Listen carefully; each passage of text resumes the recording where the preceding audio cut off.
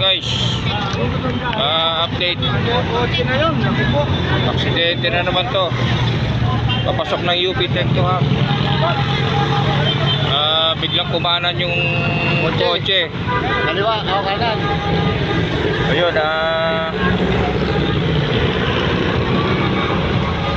inabot ba? Inabot? Hindi, Siyempre, preno. preno. Oo, biglang preno. Oo. Bibigla ng liko eh. Oo nga, oo nga. Kaysa abutin yung sasakyan. Oo.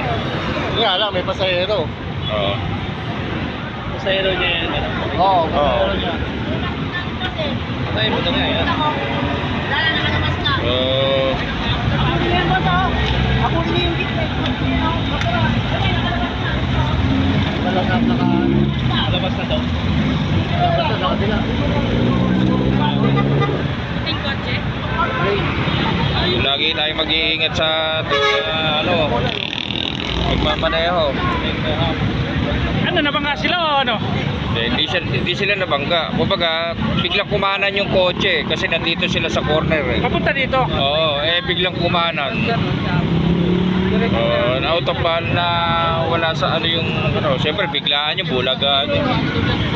Biglang napreno tong si Mamubit? Mubit, oo. Parehas sila papunta dito? Oo, Pasok. sila parehas. Dapat malayo po, 100 meters pa lang, mag-ano na, magsisignal na no? Oo, Dapat ganun kasi. Dapat talaga ganun.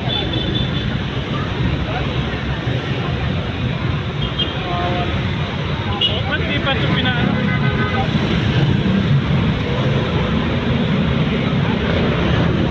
Insurance ba sa Mubit? Oo, maliit lang insurance niya. 40%. Sinasabi ko, mag-joyride kayo, di ba? Kasi bakit? 100% ang insurance mo rito.